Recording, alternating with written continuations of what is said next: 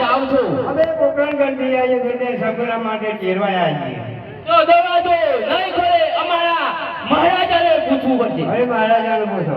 મહારાજા આપણા દરવાજાની આગળ રાયકા આવીને ઊભા છે અને એમ કહે છે કે બેન સગુણાને તેડવા માટે આવ્યા છે.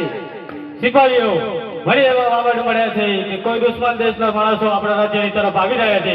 માટે રાજ્યની તો ચોકી ફેરા એવા કરો કે અંદરનો વ્યક્તિ બહાર નહીં, બહારનો વ્યક્તિ અંદર નહીં. કોઈ ચરક પણ ફરકો ના જોઈએ તો કે તમારે ચામડું કરી નાખી. હે રાયકાઓ, અમારા મહારાજાનો એવો કડક ઓર્ડર છે કે બહારનો વ્યક્તિ અંદરનો વ્યક્તિ